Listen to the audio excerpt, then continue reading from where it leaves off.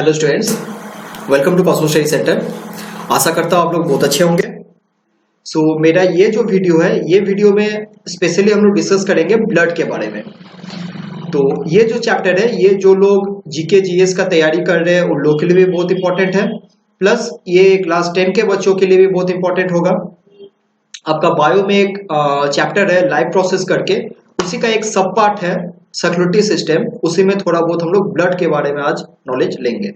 So lot to know, lot to discuss. Without wasting time let us continue. मेरे channel में जो लोग नए हैं उन लोग से रिक्वेस्ट है कि काइंडली मेरे इस चैनल को सब्सक्राइब कर ले और वीडियो को लाइक कर ले, ताकि आगे से जितना भी मेरा वीडियोस वगैरह आए उसका नोटिफिकेशन आपको मिलता रहे। सो स्टार्ट करते हैं। देखिए, so the today's topic is blood. हम लोग जो डिस्कस करेंगे वो क्या है, ब्लड के बारे में। क्या आखिर ब्लड है क्या, ब्लड हम लोग के बॉडी में जरूरत क्यों है। तो एक सिंपल सा लॉजिक या फिर बोलिए सिंपल सा क्वेश्चन आपके मन में आता होगा कि सर ये ब्लड का आखिर बॉडी में काम क्या है, ब्लड क्या रोल प्ले करता है। ठीक है, जैसे आपको पता होगा कि हम लोग का हार्ट ब्लड को पंप करने का काम करता है, लंग्स ब्लड को फिल्टर आउट करने में या फिर बोलिए कि ऑक्सीजन एब्जॉर्ब करने में काम देता है। ठीक है, हम लोग को डाइजेस्टिव सिस्टम है जो कि फूड को डाइजेस्ट करने में काम देता है। तो आपके मन में एक कॉमन सा क्वेश्चन आएगा, सर ये ब्लड जो है, ब्लड हम लोग के बॉडी में क्या काम करता है। ठीक है, तो देखिए यूजेस ऑफ ब्लड, सबसे पहला जो है it helps in temperature control of our body. ये क्या करता है ना, हम लोग के बॉडी में टेम्परेचर कंट्रोल करने में हेल्प करता है। ठीक है, टेम्परेचर कंट्रोल कैसे होगा। अब देखिए ब्लड जैसे जैसे पूरा बॉडी में सर्कुलेट करता है तो क्या होता है ना कि पूरा का पूरा बॉडी में ये एज ए कूलेंट काम करता है। ठीक है, जैसे आपका कूलर वगैरह हम देखे होंगे नीचे से पूरा पानी सर्कुलेट होते रहता है, सेम तरीका से हम लोग के बॉडी में क्या हो रहा है ना, ब्लड सर्कुलेट कर रहा है। तो जिस वजह से क्या हो रहा है ना, एज ए कूलेंट मेरा ब्लड काम कर रहा है। ठीक है, अच्छा नेक्स्ट जो है, blood is the connective tissue. ये क्या है, एक कनेक्टिव टिश्यू है which connects all parts of our body. तो ये क्या कर रहा है, ये हम लोग को पता ही है कि ब्लड जो है वो एक कनेक्टिव टिश्यू है, और वो क्या करता है, हम लोग का बॉडी का जितना भी पार्ट्स है सबको कनेक्ट करता है। पैर से लेके माथा तक सब चीज, ईच एंड एवरी पार्ट जो है ब्लड कनेक्ट करता है। ठीक है, साथ ही साथ कनेक्ट करने के साथ साथ क्या करता है, it helps in distribution of nutrition in all part of our body. ठीक है, अब जैसे हम फॉर एग्जांपल हम खाना खाए, तो ऐसा थोड़ा ना है कि हम खाना खाए, मुंह से खाना खाए और डायरेक्ट वो मेरा हाथ में पहुंच गया, ऐसा तो नहीं होता है। तो वो क्या होता है आपको पता ही होगा, वो हम लोग का डाइजेस्टिव सिस्टम में जाके वो डाइजेस्ट होगा, फिर जाके क्या होगा ना, वो ब्लड में एब्जॉर्ब होगा, स्मॉल इंटेस्टाइन में जाके वो ब्लड में एब्जॉर्ब होगा, और क्या होगा ना, ब्लड में न्यूट्रिएंट्स पहुंच जाएगा, और ये ब्लड पूरा का पूरा बॉडी में रोटेट करेगा और ईच एंड एवरी पार्ट को क्या करेगा, वो न्यूट्रिएंट्स प्रदान करने का काम करेगा। ठीक है, अच्छा नेक्स्ट टॉपिक जो है, blood also helps in carrying out toxic substance from different parts of body to kidney for filtration of blood. तो ब्लड क्या करता है ना, ब्लड क्या करता है कि जितना भी हम लोग का बॉडी पार्ट है, तो ऑब्वियस बात है कि body part each and every part में अगर न्यूट्रिएंट्स पहुंचाएंगे तो वो ईच एंड एवरी पार्ट कुछ ना कुछ वेस्ट भी प्रोड्यूस करता होगा, है ना, चाहे कार्बन डाइऑक्साइड हो या कुछ भी हो, कुछ ना कुछ वेस्ट प्रोड्यूस करता होगा। तो वो वेस्ट को क्या करता है ना, वो वेस्ट को भी वो कैरी करके कहां लेके आता है, किडनी में लेके आता है फॉर फर्दर फिल्ट्रेशन। लंग्स में भी लेके जाता है ताकि कार्बन डाइऑक्साइड बाहर जा सके और हम लोग को ब्लड में फ्रेश ऑक्सीजन मिल सके। ठीक है, तो ये क्या करता है ना, ये जो है ईच एंड एवरी पार्ट को न्यूट्रिशन प्रोवाइड भी कर रहा है, न्यूट्रिएंट्स प्रोवाइड भी कर रहा है, प्लस क्या कर रहा है, न्यूट्रिएंट्स दे रहा है तो साथ ही साथ क्या कर रहा है, टॉक्सिक सब्सटेंस को कैरी आउट करके लंग्स में या फिर किडनी में लेके आ रहा है। ठीक है, अच्छा it also supply oxygen to different parts of the body and also carries back carbon dioxide back into the lungs for purification. ये भी जस्ट अभी डिस्कस किए। तो ये क्या कर रहा है, ये जो है ऑक्सीजन सप्लाई करने का भी काम कर रहा है, प्लस कार्बन डाइऑक्साइड को कैरी आउट करके वापस कहां लेके आ रहा है, लंग्स में लेके आ रहा है फॉर प्यूरिफिकेशन। तो ब्लड का जो बेसिक यूजेस है, ये यूजेस हम लोग समझ लिए। ठीक है, चलिए आगे बढ़ जाते हैं।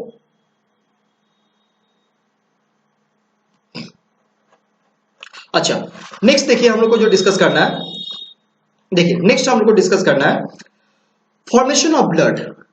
तो आपके मन में क्लियर सा सिंपल क्वेश्चन आता होगा कि सर ये ब्लड फॉर्म कैसे करता है, ब्लड बनता कहां है। ठीक है, हम लोग के बॉडी में ब्लड बनता कहां है। अगर मान लेते हैं फॉर एग्जांपल कहीं पे मेरा कट गया, वहां से मेरा ब्लड लॉस हो गया, बॉडी से ब्लड लॉस हो गया, तो ऑब्वियस सी बात है कि बॉडी को फिर से वो ब्लड रीजनरेट भी करना पड़ेगा। तो वो रीजनरेट कहां होता है, in adults blood is produced in bone marrow. ठीक है, ये कहाँ पे होता है, बोन मैरो में जाके प्रोड्यूस होता है। जो एडल्ट्स है, एडल्ट्स के केस में क्या होता है ना, वो बोन मैरो में जाके प्रोड्यूस होता है। ठीक है, आप अगर मान लेते हैं कि चिकन या मटन कुछ खाते होंगे तो उसका हड्डी को जब आप तोड़ते हैं तो अंदर में कुछ रेड रेड कलर का दिखता होगा, जिसको बड़ी चाव से हम लोग चूस चूस के खा भी लेते हैं। तो वो क्या है ना, वो बोन मैरो है। उसी बोन मैरो में क्या हो रहा है, हम लोग का ब्लड का फॉर्मेशन हो रहा है। ठीक है, अच्छा एक चीज जनरल नॉलेज के लिए आप जान लीजिए, कोई अगर फिटस मतलब कोई बच्चा जो कि माँ के पेट में है, ठीक है, अगर वो माँ का पेट से बाहर आएगा तब वो बेबी कहलाएगा, लेकिन जब तक वो माँ का पेट में है तब तक उसको फिटस कहते हैं। तो फिटस के केस में भैया ये बोन जो है ये तो बहुत वीक होता है ना। तो बोन बहुत ही वीक होता है या फिर बोलिए बोन बहुत ही पतला होता है, तो उसके अंदर बोन मैरो बहुत ही कम होता है। आ रहा है बात समझ में। तो इसलिए क्या होता है ना, जो फिटस है, फिटस के केस में क्या होता है, in foetus blood is produced in liver. Liver में एक मेसोडर्म बोल के एक पार्ट होता है, तो लीवर में क्या होता है, ब्लड प्रोड्यूस होता है। समझ गए। और जैसे ये फिटस से बेबी बनता है और बेबी जब बाहर आता है दुनिया में अपना कदम रखता है, तो उस केस में क्या होता है ना, उसका बोन मैरो धीरे धीरे ये लीवर का काम संभालने लगता है। ठीक है, आई होप कि क्लियर है। अच्छा अब देखिए एक इंपॉर्टेंट पॉइंट है, इसको नोट डाउन कर लीजिएगा। देखिए हिमोग्लोबिन लेवल इन ब्लड, आपको तो पता ही होगा कि हम लोग के बॉडी ब्लड में जो होता है वो क्या होता है, हेमोग्लोबिन पाया जाता है। और हेमोग्लोबिन क्या है, सिंपल सा क्या है, इसको हम Fe लिख देते हैं। हेमोग्लोबिन में सिंपल सा क्या होता है, आयरन होता है, Fe आयरन होता है। ये आयरन क्या करता है ना, ये आयरन हम लोगों को ऑक्सीजन कैरी करने में हेल्प करता है। अब देखिए ऑक्सीजन कैरी करने में कैसे हेल्प करता है, ये हेमोग्लोबिन जो कि ब्लड में है वो जैसे ही लंग्स में आता है तो ऑक्सीजन के साथ अटैच होके ऑक्सी हीमोग्लोबिन बनाता है। ठीक है, क्या बनाता है, ऑक्सी हीमोग्लोबिन बनाता है। और जैसे ही वो उस ऑक्सीजन को कैरी करके बॉडी का कोई भी पार्ट में लेके गया, वहां पे ऑक्सीजन वो प्रदान कर दिया और क्या क्या कार्बन डाइऑक्साइड को ले लिया। तो कार्बन डाइऑक्साइड को जैसे वो लिया तो वो क्या बनाता है, कार्बो ऑक्सी हीमोग्लोबिन बनाया। वो कार्बो ऑक्सी हीमोग्लोबिन वो ब्लड में आ गया। वो वापस जब लंग्स में आया तो कार्बन डाइऑक्साइड को छोड़ेगा और ऑक्सीजन को फिर से लेगा और ऑक्सी हीमोग्लोबिन बनाएगा। ये प्रोसेस कंटिन्यू हम लोग के बॉडी में चलते रहता है। इस वजह से जब तक सर्कुलेशन है तब तक हम लोग का जान है। अगर ब्लड सर्कुलेट करना बंद कर देगा तो ऑटोमेटिक सा सिंपल सा बात है कि हम लोग का ब्रेन का जो वाइटल पार्ट्स है या फिर बॉडी में जो वाइटल पार्ट्स है उस सभी वाइटल पार्ट्स में ऑक्सीजन का सप्लाई या फिर बोले न्यूट्रिएंट्स का सप्लाई कट जाएगा, है ना। ब्लड ही अगर सर्कुलेट नहीं करेगा, जस्ट अभी डिस्कस किए ना कि ब्लड जो है वो एक कनेक्टिव टिश्यू है, तो ब्लड ही अगर नहीं रहेगा तो सर्कुलेशन होगा नहीं। सर्कुलेशन नहीं होगा तो क्या होगा भैया, ऑक्सीजन खत्म हो जाएगा, ऑक्सीजन कट आउट हो जाएगा। तो ऑक्सीजन कट आउट हो जाएगा तो आपको तो पता ही है रेस्पिरेशन प्रोसेस में ऑक्सीजन कितना बड़ा रोल निभाता है। ठीक है, तो उस बारे में डिस्कस नहीं करते हैं। तो आपको पता ही है कि रेस्पिरेशन प्रोसेस में ऑक्सीजन बहुत इंपॉर्टेंट रोल निभाता है। और ऑक्सीजन का अगर कट ऑफ हो जाएगा तो एनर्जी प्रोड्यूस होना बंद हो जाएगा, और एनर्जी प्रोड्यूस होना बंद हो जाएगा तो क्या होगा भैया, वो ऑर्गन डेड हो जाएगा। समझ रहे हैं ना। और इसी तरह से एक एक करके सारा ऑर्गन डेड होते जाएगा, तो जिसके वजह से क्या होगा ना, कोई भी इंसान का मृत्यु हो जाएगा। ठीक है, तो देख लेते हैं इन केस ऑफ मेल। जो मेल होता है, मेल के केस में क्या होता है ना, ये जो हेमोग्लोबिन का मात्रा है 14 ग्राम पर डेसीलीटर होता है। इसको याद रखिएगा, 14 ग्राम पर डेसीलीटर। इससे अगर कम है भैया तब तो गड़बड़ है। ठीक है, डॉक्टर के पास जाइए, विटामिन वगैरह लीजिए। ठीक है, तो हेमोग्लोबिन का बॉडी में अगर कमी हो जाएगा ना, क्या हो जाएगा ना कि हम लोगों को हमेशा बॉडी लिथर्जिक टाइप का लगेगा, कुछ काम करने का मन नहीं करेगा, हमेशा टायर्ड टाइप का फील होगा, मतलब एनर्जेटिक बॉडी नहीं रहेगा। आना बात समझ में। तो मेल के केस में क्या है ना, ये 14 ग्राम पर डेसीलीटर है। ब्लड के अंदर जो न्यूट्रिएंट्स या फिर बोलिए ब्लड के अंदर जो कंपोनेंट्स है उसको हम लोग पर डेसीलीटर नापते हैं। अब एक एक लीटर ब्लड तो निकाल नहीं सकते ना, तो small amount of blood body से निकाला आता है जिसको हम लोग डेसीलीटर कहते हैं। अच्छा, इन केस ऑफ फीमेल अगर हम बात करें तो फीमेल के केस में क्या होता है, 13 ग्राम पर डेसीलीटर ब्लड होता है। ठीक है, मेल के केस में 14 ग्राम और फीमेल के केस में क्या होता है 13 ग्राम। इस बस यही रीजन है कि फीमेल जो होता है ना थोड़ा सा फिजिकली थोड़ा सा एज कंपेयर टू मेन जो होता है ना वो थोड़ा सा वीक होता है। अगर मान लेते हैं फॉर एग्जांपल, अगर कुछ एक पर्टिकुलर इंटेंसिटी से अगर कोई लड़का को अगर एक मुक्का मार दिए, सेम इंटेंसिटी से अगर कोई फीमेल को अगर हम मुक्का मार दिए तो ऑब्वियस सा बात है फीमेल को ज्यादा चोट लगेगा। ठीक है, उसको ज्यादा फील होगा। क्यों भैया, क्योंकि उसके बॉडी में जो है ना हेमोग्लोबिन का कमी है। ठीक है ना, बॉडी ज्यादा एनर्जेटिक नहीं है। ठीक है, आई होप क्लियर है। चलिए आगे बढ़ जाते हैं। सॉरी, देखिए नेक्स्ट जो हम लोग को डिस्कस करना है वो है कोलेस्ट्रॉल। ठीक है, आप हमेशा टीवी वगैरह में सुने होंगे good cholesterol, bad cholesterol, body में कोलेस्ट्रॉल लेवल बढ़ गया। ठीक है, कुछ सुने होंगे कि कोई फिल्म एक्टर एक्ट्रेस वो लोग इवन कि कुछ कुछ फिल्म एक्टर एक्ट्रेस वो लोग वेट करके खाना खाता है या खाती है, ठीक है, ताकि बॉडी फिट रह सके। तो ये कोलेस्ट्रॉल कौन खेत का मूली है, कोलेस्ट्रॉल कौन भारी भरकम चीज है, देख लेते हैं इसके बारे में। देखिए, cholesterol is a waxy fat like substance that's found in all the cells of our body. ठीक है, ये क्या है ना, वैक्सी फैट लाइक, हम लोग के बॉडी में जो फैट्स है ना, तो उसको हम लोग एक तरह से कोलेस्ट्रॉल कहते हैं। ठीक है, our body needs some cholesterol to make hormones, vitamin D and substance that help you digest food. तो हम लोग के बॉडी में कोलेस्ट्रॉल का बहुत इंपॉर्टेंट रोल है ना। तो कोलेस्ट्रॉल क्या काम करता है, हार्मोन्स प्रोड्यूस करने का काम करता है, विटामिन डी प्रोड्यूस करता है, प्लस क्या करता है ना, फूड को डाइजेस्ट करने में भी हेल्प करता है। तो भैया कोलेस्ट्रॉल है तो बहुत जरूरी चीज, लेकिन यही अगर इसका मात्रा बढ़ जाएगा तब फिर वो हम लोग के लिए हानिकारक होने लगता है। आ रहा बात समझ में, क्लियर है। अच्छा, एक नॉर्मल ह्यूमन बीइंग के बॉडी में क्या होता है ना, 200 ग्राम पर डेसीलीटर का कोलेस्ट्रॉल होना चाहिए। पर डेसीलीटर ब्लड में 200 ग्राम का कोलेस्ट्रॉल मिलना चाहिए। अगर इससे ज्यादा है तो, अगर देखिए कोलेस्ट्रॉल ज्यादा बढ़ जाएगा, कोलेस्ट्रॉल क्या होता है ना, एक चिपचिपा पदार्थ होता है, ठीक है ना। तो जैसा मान लेते हैं आप काजू खा रहे हैं, किशमिश खा रहे हैं, तो ये सब चीज में क्या होता है ना, कोलेस्ट्रॉल मात्रा ज्यादा होता है। ठीक है, तो अब क्या होगा ना, ये जो चिपचिपा पदार्थ है वो क्या होगा, अगर मात्रा बढ़ जाएगा तो हार्ट में जाके या फिर बोलिए लंग्स में जाके वो चिपचिपा ज्यादा चिपकने लगेगा। तो एज ए रिजल्ट क्या हो सकता है हार्ट का जो नॉर्मल फंक्शनिंग है, हार्ट जो मतलब हार्ट जो ब्लिंक कर रहा है या फिर हार्ट जो श्रिंक कर रहा है और एक्सपैंड कर रहा है, ये जो प्रोसेस है उस प्रोसेस में बाधा पहुंचा सकता है और हार्ट अटैक कॉज कर सकता है। कोलेस्ट्रॉल अगर बढ़ जाएगा तो क्या होगा ना, हार्ट काम करना बंद कर सकता है और हार्ट अटैक हो सकता है। ठीक है, साथ ही साथ वेन्स वगैरह को भी लॉक कर सकता है। ठीक है, अच्छा, ब्रेन हैमरेज वगैरह सुने होंगे, तो वो सब भी जो है ना कोलेस्ट्रॉल की वजह से हो सकता है। ठीक है, अच्छा आगे डिस्कस करते हैं। अच्छा, अब आप लोग के मन में एक क्वेश्चन आता होगा कि सर हम लोग के बॉडी में जो है ब्लड स्टोर कहां पे होता है। ठीक है, तो देखिए बहुत आदमी को लगता होगा कि ब्लड जो है हार्ट में जाके स्टोर होता है। तो आपको पता ही होगा हार्ट जो होता है ना, हम लोग का फिस्ट का साइज का, आपका फिस्ट जितना साइज का है, एक मुक्का का साइज का, इतना बड़ा ही आपका हार्ट होता है। तो हम लोग के बॉडी का सारा ब्लड हार्ट स्टोर करके रखे। क्या ये छोटा सा एक कप लाइक साइज या फिर फिस्ट साइज का हार्ट के लिए क्या ये संभव है? जाहिर सी बात है संभव नहीं है। ठीक है, तो इसलिए देखिए क्या होता है ना, in our body blood is stored in spleen. तो देखिए स्प्लीन जो होता है ना, वो हम लोग का पेट में, पेट का हम लोग का राइट हैंड साइड में एक पाउच टाइप का होता है, इसको हम लोग स्प्लीन कहते हैं। उसमें क्या होता है, ब्लड स्टोर रहता है। ठीक है, बहुत कुछ सोचता है हार्ट में स्टोर रहता है, वो गलत है। आप याद रखिएगा वो कहां स्टोर रहता है भैया, स्प्लीन में स्टोर रहता है। इसको बहुत इंपॉर्टेंट है, नोट डाउन कर लीजिए।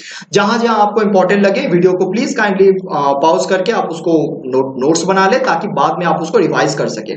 ठीक है, अच्छा, it is called blood bank of our body. ये जो स्प्लीन है ना, स्प्लीन को हम लोग blood bank of our body कहते हैं। क्यों? क्योंकि ये ब्लड को स्टोर करके रखने का काम करता है। ठीक है, अच्छा, इन केस ऑफ मलेरिया, ठीक है, आप लोग सुने होंगे मलेरिया के केस में क्या होता है ना, मलेरिया में क्या होता है ना, ये स्प्लीन इफेक्टेड हो जाता है। स्प्लीन इफेक्टेड हो जाता है तो क्या होता है ना, ब्लड स्टोर करने का जो क्षमता है वो कम हो जाता है। इसका मतलब क्या होता है ना, बॉडी में ऑटोमेटिक ऑब्वियस सब आता है, ब्लड स्टोर करने का क्षमता अगर कम हो जाएगा तो ब्लड का जो नॉर्मल फंक्शनिंग है या फिर बोलिए बॉडी में जो ब्लड जितना होना चाहिए उसका मात्रा में कमी आ जाएगा। ठीक है, आई होप आपको हम क्लियर समझा पा रहे होंगे। चलिए आगे बढ़ जाते हैं। देखिए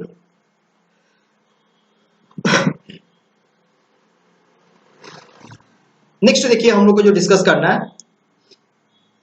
देखिए नेक्स्ट हम लोग को डिस्कस करना है कुछ फैक्ट्स अबाउट ब्लड के बारे में, कुछ बेसिक फैक्ट्स के बारे में हम लोग डिस्कस करते हैं। तो देखिए क्या, सबसे पहले देखिए blood is a natural colloidal solution. Blood आपको पता होना चाहिए ये क्या है, कोलाइडल सॉल्यूशन है। केमिस्ट्री में आप लोग पढ़े होंगे भैया कि कोलाइडल सॉल्यूशन किसको कहते हैं, पता ही होगा ना। कोलाइडल सॉल्यूशन आप सिंपल सा समझाने के लिए आपको जस्ट कर रहे हैं। फॉर एग्जांपल मान लेते हैं कि कुछ एक लिक्विड, ठीक है, उस लिक्विड को अगर आप कोई कपड़ा से, कोई महीन कपड़ा से अगर पास करना चाहेंगे तो क्या होगा ना, कुछ सॉलिड पार्टिकल्स उसका लटक जाएगा। ठीक है, तो उस टाइप का लिक्विड को हम लोग क्या कहते हैं, कोलाइडल सॉल्यूशन कहते हैं। अरे बात समझ में, अगर मान लेते हैं कोई कपड़ा के अंदर से आप पानी पास करते हैं, पानी तो इजीली पास हो जाएगा, है ना। लेकिन वही अगर मान लेते हैं सपोज कि आप दूध पास कर रहे हैं, तो दूध का जो मलाई है या फिर बोलिए उसका जो ऊपर का छाली है, वो सब क्या हो जाएगा ना, वो सब कपड़ा में फंस जाएगा। तो दूध को आप कोलाइडल सॉल्यूशन कर सकते हैं। तो हम लोग का ब्लड भी जो है ना, वो क्या है, एक नेचुरल कोलाइडल सॉल्यूशन है। क्लियर है। अच्छा, blood is a connective tissue, just अभी डिस्कस कर दिए कि ब्लड क्या है भैया, ये पूरा का पूरा बॉडी को कनेक्ट करने का काम करता है। ये क्या है, कनेक्टिंग टिश्यू है। ठीक है, क्लियर है। In male, in case of male, blood जो होता है 5.5 लीटर का ब्लड रहता है। In case of male 5.5 litre का ब्लड रहता है, और इन केस ऑफ फीमेल लगभग 5 लीटर का ब्लड रहता है। मेल के केस में लगभग आधा लीटर का ब्लड ज्यादा रहता है, फीमेल के केस में आधा लीटर का ब्लड कम रहता है। ठीक है। अच्छा, ये बहुत इंपॉर्टेंट चीज है, इसको नोट डाउन कर लीजिए। देखिए, एक बायोलॉजिस्ट थे, उनका नाम था विलियम्स हार्वे। तो वो जो है, उन्होंने पहला डिस्कवर किया था कि ब्लड जो है हम लोग के बॉडी में सर्कुलेट कर रहा है, और उन्होंने ये थ्योरी दिया कि ब्लड जो है हम लोग के बॉडी में एज ए कनेक्टिव टिश्यू काम कर रहा है, और पूरा का पूरा बॉडी को कनेक्ट करने का काम कर रहा है। आ रहा समझ में। तो ये जो आपका ब्लड है ना, ब्लड कनेक्ट तो कर ही रहा है, साथ साथ पूरा का पूरा बॉडी में न्यूट्रिएंट सप्लाई कर रहा है, ऑक्सीजन सप्लाई कर रहा है, प्लस जो वेस्ट प्रोडक्ट है उसको कैरी आउट करके वापस लेके आ रहा है। ठीक है। अच्छा, ये डायग्राम देख लीजिए। देखिए, इसके बारे में हम अभी जस्ट तुरंत डिस्कस करेंगे। आरबीसी, देखिए आरबीसी कैसा दिखता है, थोड़ा इसका डायग्राम देख लीजिए। ठीक है, ये हो गया आपका आरबीसी का शेप। और डब्ल्यूबीसी जो हो गया, डब्ल्यूबीसी का कोई पर्टिकुलर शेप तो नहीं होता है उसका, जस्ट अभी हम डिस्कस करेंगे। अलग अलग टाइप का डब्ल्यूबीसी होता है। तो डब्ल्यूबीसी का कुछ शेप यहाँ पे दिया हुआ है, आप देख सकते हैं। ठीक है, चलिए तो आगे बढ़ जाते हैं।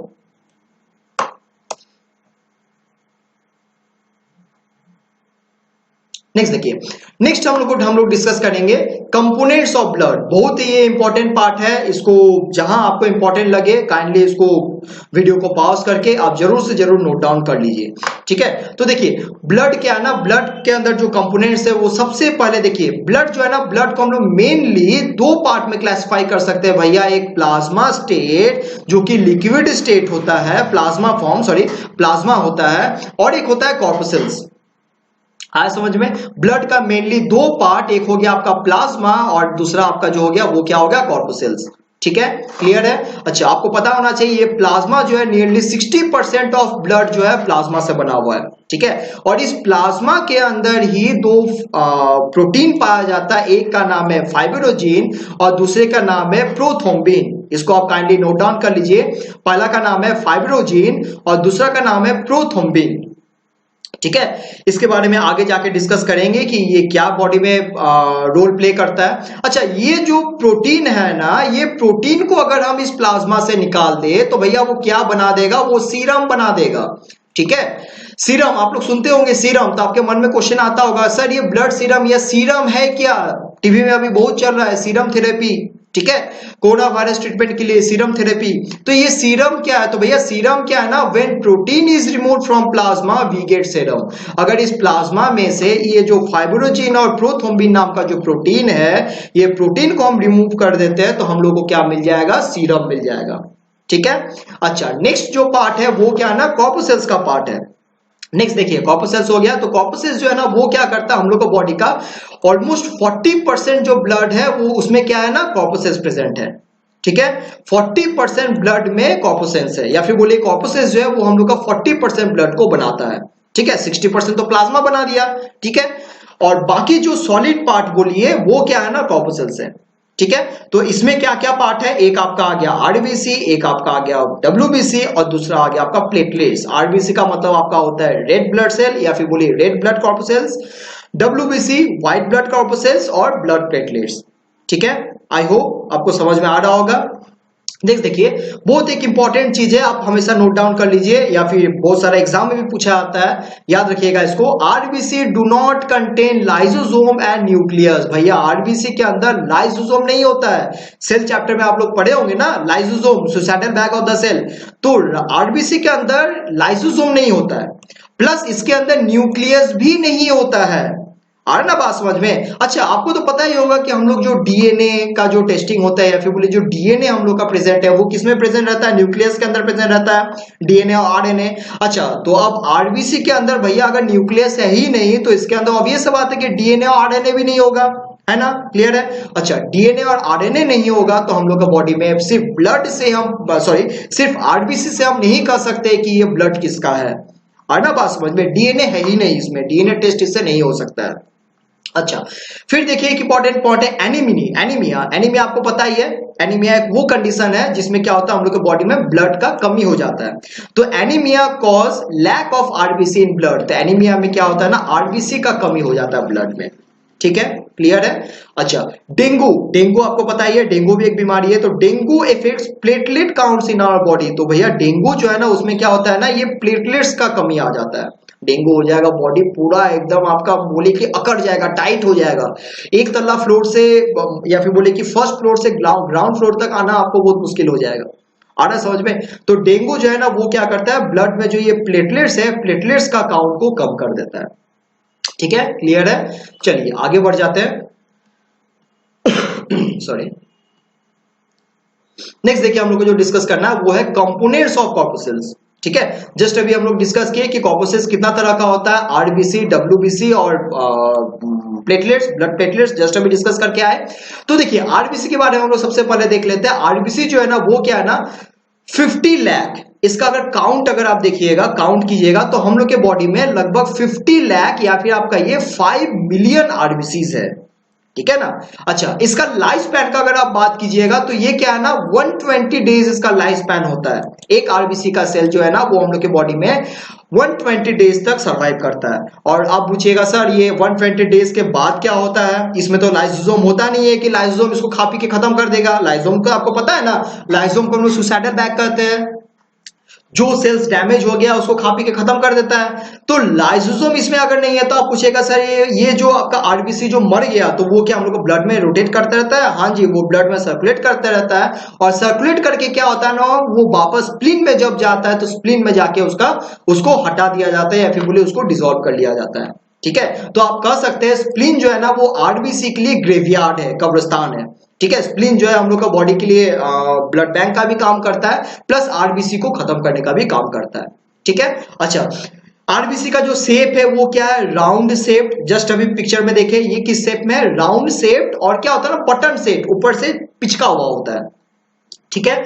अच्छा, oxygen dissolve capacity decrease with increase in altitude. आपको पता ही होगा कि जितना ज्यादा हम हाइट में जाएंगे तो उतना ज्यादा क्या होगा, ऑक्सीजन डिसॉल्विंग कैपेसिटी जो आरबीसी में है वो क्या होता है, कम हो जाता है। जस्ट अभी डिस्कस किए कि आरबीसी के अंदर क्या हेमोग्लोबिन है और हेमोग्लोबिन ही ऑक्सीजन के साथ कंबाइन करके ऑक्सी हेमोग्लोबिन बनाता है। और वही blood each and every body part में जाके ऑक्सीजन का सप्लाई कर रहा है, ठीक है। तो जैसे जैसे हम ऊंचा में जाएंगे, हाइट में जाएंगे, पहाड़ के ऊपर जाएंगे तो क्या होगा ना, जितना ऊपर हम जाएंगे, जितना मेरा एल्टीट्यूड बढ़ेगा उतना क्या होगा, ऑक्सीजन डिसॉल्विंग कैपेसिटी जो है वो मेरे बॉडी में कम हो जाएगा, ठीक है। अच्छा, nucleus and lysosome is absent. ये तो जस्ट अभी डिस्कस कर लिए कि हम लोग के बॉडी में जो आरबीसी है, आरबीसी के अंदर क्या है, न्यूक्लियस और लाइसोसोम जो है ना वो एब्सेंट है।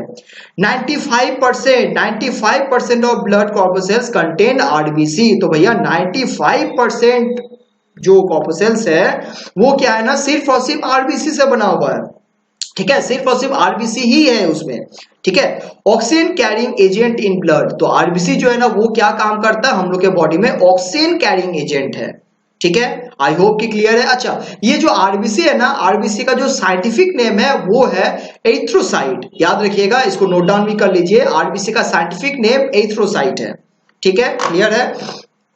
अच्छा, नेक्स्ट बात करते हैं डब्ल्यूबीसी के बारे में। तो डब्ल्यूबीसी जो है ना, ध्यान से देखिएगा, डब्ल्यूबीसी का साइंटिफिक नेम है ल्यूकोसाइट। इसको भी आप नोट डाउन कर लीजिए। और ये हम लोग के बॉडी में ऑलमोस्ट हम लोग के बॉडी में 10,000 अगर हम काउंट करें तो लगभग क्या है ना, 10,000 आरबीसी हम लोग के बॉडी में पाया जाता है। अगर हम इसका लाइफ स्पैन का बात करें तो ये क्या है ना, 4 डेज का इसका लाइफ स्पैन है। कोई इसका पर्टिकुलर कोई शेप नहीं है, इरेगुलर शेप का होता है, ठीक है। इसका जैसे एक पर्टिकुलर शेप था, आरबीसी का एक पर्टिकुलर शेप था, इसमें कोई पर्टिकुलर शेप नहीं है, ठीक है। अच्छा, it contains nucleus and lysosome. तो डब्ल्यूबीसी के अंदर जो है न्यूक्लियस और लाइसोसोम दोनों होता है। मतलब डब्ल्यूबीसी से हम पता कर सकते हैं कि ये ब्लड किसका है, लेकिन आरबीसी से हम पता नहीं कर सकते क्योंकि आरबीसी के अंदर न्यूक्लियस नहीं होता है। न्यूक्लियस नहीं है तो हमको डीएनए नहीं मिल पाएगा, क्लियर है। अच्छा अब देखिए हम लोग के बॉडी में जो ये WBC होता है ना, तो WBC भी बहुत तरह का होता है। तो टाइप्स ऑफ RBC के बारे में देख लेते हैं। सबसे पहला जो है वो क्या है, एंटीबॉडी, ठीक है। नेक्स्ट जो है वो क्या है, मोनोसाइट। अगला जो है लिम्फोसाइट। लिम्फोसाइट को हम लोग टी सेल्स भी कहते हैं, क्योंकि टी शेप में देखने में होता है, इसलिए हम लोग टी सेल्स भी कहते हैं, या फिर टी लिम्फोसाइट्स भी कहते हैं। और ये तीन जो है ना, ये तीन हम लोग के बॉडी में बहुत ही इंपॉर्टेंट है। इसके बाद भी न्यूट्रोफिल, इस्नोफिल और बैसोफिल हम लोग के WBC में पाया जाता है, ठीक है। इसके बारे में बाद में कभी हम सेपरेट डिस्कस करेंगे। ये खास हम लोग के बॉडी में कुछ रोल निभाता नहीं है, लेकिन ये तीन जो है ना हम लोग के बॉडी में एज ए सोल्जर काम करता है। WBC is the soldier of our body. तो ये क्या करता है ना भैया, ये सोल्जर, सैनिक का काम करता है। अगर बाहर से कोई भी जर्म्स आया या फिर बाहर से कुछ भी फॉरेन जर्म्स मेरे बॉडी में आया, तो उसको खत्म करने का काम कौन करेगा, वो WBC करता है, ठीक है। आई होप कि क्लियर है। अच्छा नेक्स्ट हम लोग डिस्कस कर लेते हैं ब्लड प्लेटलेट्स के बारे में, ठीक है। ब्लड प्लेटलेट्स के बारे में थोड़ा सा हम अपने आप को छोटा कर लेते हैं। अच्छा देखिए ब्लड प्लेटलेट्स जो है ना, इसका जो साइंटिफिक नेम है वो क्या है, थ्रोम्बोसाइट। याद रखिएगा, प्लेटलेट्स का साइंटिफिक नेम होता है थ्रोम्बोसाइट, नोट डाउन कर लीजिए इसको। ये हम लोग के बॉडी में 2 लाख लगभग, इसको काउंट अगर किया जाए तो हम लोग के बॉडी में लगभग 2 लाख प्लेटलेट्स है।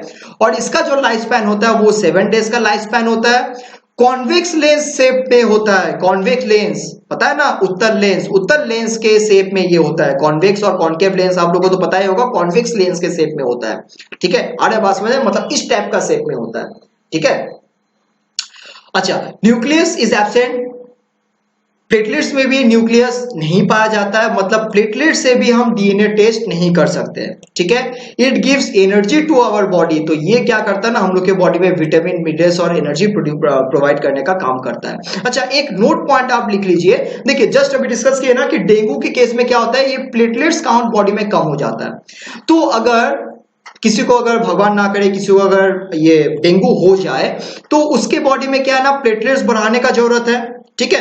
तो प्लेटलेट्स किसमें ज्यादा मात्रा में, या फिर बोलिए कौन सा फूड जो है वो हम लोग का बॉडी में प्लेटलेट्स बढ़ाने का काम करता है, वो है गोट मिल्क। बकरी का जो मिल्क होता है ना, उसको अगर हम लोग कंज्यूम करते हैं तो वो क्या करता है ना, हम लोग के बॉडी में प्लेटलेट्स काउंट बढ़ाने का क्षमता रखता है, ठीक है।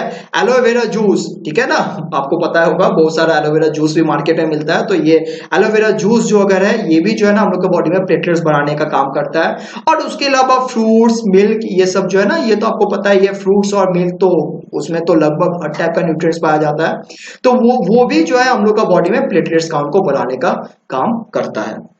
आई होप आपको क्लियर आ गया हो, क्लियर समझ में आ गया होगा। अगर आपको जरूरत पड़े इसको आप नोट डाउन कर लीजिए, या फिर आप इसको स्क्रीनशॉट लेके भी रख सकते हैं, ठीक है। सो आप लोग स्क्रीनशॉट ले लिए होंगे आई सपोज। आगे बढ़ जाते हैं। चलिए आई होप कि आपको हम बहुत अच्छा से इस टॉपिक को हम क्लियर कर पाए होंगे, समझा पाए होंगे। नेक्स्ट हम एक वीडियो लेके आएंगे, उसमें हम लोग डिस्कस करेंगे ब्लड क्लॉटिंग के बारे में, ठीक है ना। आप लोग को पता होगा ब्लड जो है वो क्लॉट करता है, या फिर बोलिए ब्लड जो है कहीं से अगर कट गया तो वहां से तो भैया मेरा बॉडी का पूरा ब्लड ही निकल जाएगा, है ना। तो वो अगर सूख के जमेगा नहीं तो पूरा का पूरा बॉडी का ब्लड ही निकल जाएगा। आ रहा समझ में। तो उसको जमाने का काम कौन करता है, जो जमता है उसको, उस प्रोसेस को हम लोग कहते हैं ब्लड का क्लॉटिंग होना, ठीक है, रक्त का थक्का बनना। हिंदी में हम लोग इसको रक्त कहते हैं, उर्दू में इसको लघु कहते हैं, ठीक है। तो ये लघु या फिर रक्त का थक्का बनना, उसके बारे में हम लोग अगले वीडियो में डिस्कस करेंगे, ठीक है। आई होप आप लोग को समझ में आ गया होगा। Thank you. अगर आपको फिर भी कोई डाउट रहेगा, मेरा इस नंबर पे आप व्हाट्सएप करके या जनरल कॉल करके आप मुझे कोई भी डाउट जब मन आप पूछ सकते हैं। आप चाहे तो मेरा स्टडी सेंटर को भी ज्वाइन कर सकते हैं। मेरा एड्रेस है कॉस्मो स्टडी सेंटर, कासस टाउन, सुंदरलाल मिश्रा रोड, देवघर, झारखंड। इसको आप गूगल मैप में भी जाके अगर आप कॉस्मो स्टडी सेंटर सर्च करेंगे तो आपको लोकेशन मिल जाएगा, ठीक है। Thank you. जय हिंद।